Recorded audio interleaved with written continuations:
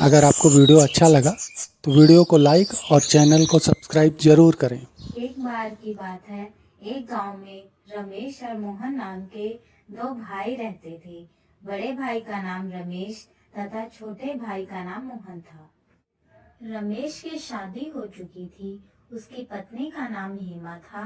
हेमा बहुत ही कुटिल स्वभाव की थी।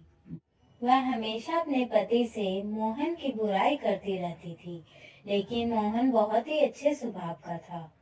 वह हमेशा जरूरतमंद लोगों की मदद करता था। वह जंगल में रहने वाले एक साधु को रोज फल व सब्जियां देने जाता था।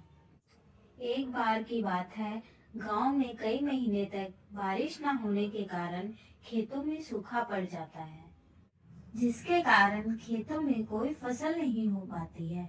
फसल न होने के कारण उनके घर में अनाज की तंगी हो जाती है। एक दिन रमेश की पत्नी रमेश से कहती है, हमारे पास अब अधिक अनाज नहीं बचा है, जो था वो खत्म हो चुका है। इतना ही अनाज बचा हुआ है। इतने अनाज में हम तीनों का गुजारा कैसे होगा? दूसरी फसल तैयार अगर होने आपको में वीडियो अच्छा अभी लगा कई महीने तो लग वीडियो को लाइक जाएंगे। और चैनल को क्यों ना सब्सक्राइब हम जरूर मोहन को करें। अलग कर दें, जिससे हमारा गुजारा आराम से हो जाएगा। फिर रमेश हेमा से कहता है, तुम सही कह रही हो। हमें मोहन को अलग कर देना चाहिए ताकि हम अपना गुजारा कर सकें। फिर वह मोहन को आवाज देता है।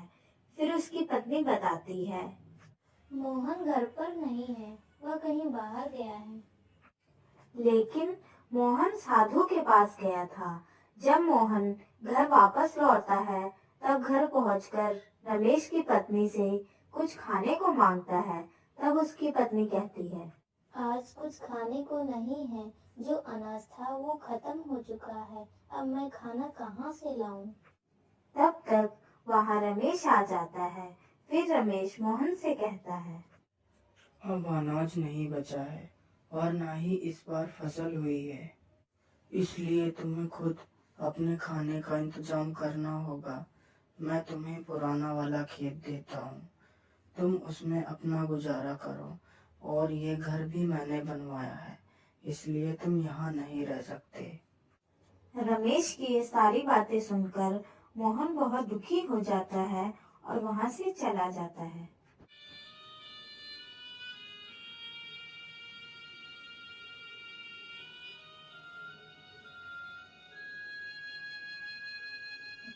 और साधु के पास पहुंचता है।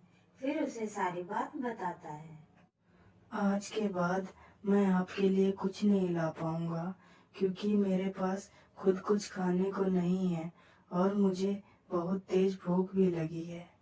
मोहन की यह बात सुनकर साधु बोलता है, बेटा, तुम चिंता मत करो, मैं तुम्हारे लिए कुछ खाने को लाता हूँ।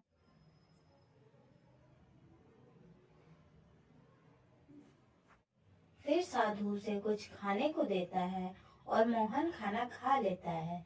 फिर साधु उसे एक जादुई घड़ा देता है और कहता है, बेटा, ये घड़ा लो। तुम अगर इस आपको घड़े वीडियो के अच्छा लगा सामने तो अपनी वीडियो जो को भी लाइक इच्छा और चैनल प्रकट को करोगे, सब्सक्राइब जरूर वह करें। पूरी हो जाएगी। लेकिन याद रखना, अगर इस घड़े के सामने अन्य व्यक्ति ने अपनी इच्छा प्रकट की तो उसकी मृत्यु हो जाएगी। ठीक है बाबा, मैं इस बात को याद रखूंगा। फिर मोहन वहां से घड़ा लेकर अपने खेत के पास पहुंचता है और घड़े से कहता है, हे जादुई घड़े, मेरे लिए एक घर बना दो। फिर घड़े के जादू से उसका बहुत सुंदर घर तैयार हो जाता है। ये देखकर वह बहुत खुश हो जाता है। फिर वह घर के अंदर जाता है।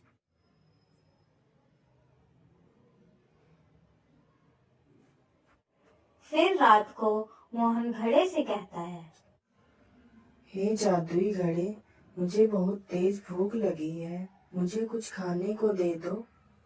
जैसे ही मोहन खाना मांगता है, उसके लिए तुरंत एक खाने से भरी हुई थाली प्रकट हो जाती है। फिर वह खाना खा लेता है और सो जाता है। फिर एक दिन रमेश अपनी पत्नी से कहता है, पता नहीं मोहन इतने दिनों से कहाँ है, दिखाई ही नहीं देता। फिर उसकी पत्नी कहती है, हमें क्या मतलब है, कहीं भी रहे। फिर एक दिन रमेश को गांव का एक व्यक्ति बताता है कि मोहन पुराने खेत में रहता है और उसने वहां एक बहुत अच्छा घर बनवा रखा है और वह बहुत अमीर हो गया है। ये सुनकर रमेश चौंक जाता है और वहां से चला जाता है। घर पहुंचकर अपनी पत्नी को सारी बात बताता है।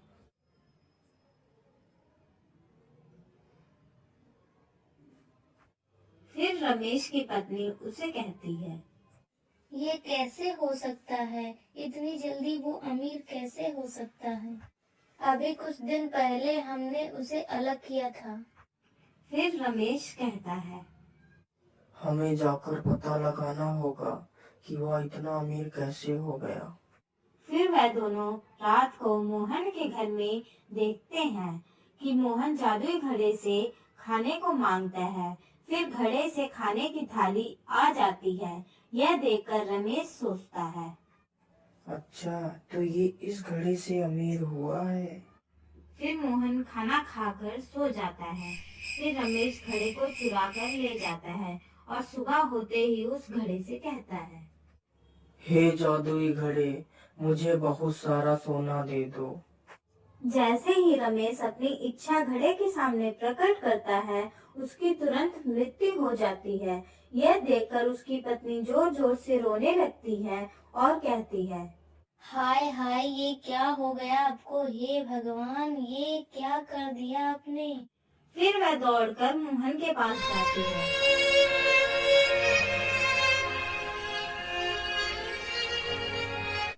मोहन, ओ मोहन, सुनो।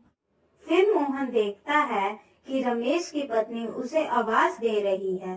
तब मोहन उसे पूछता है, क्या हुआ भाभी?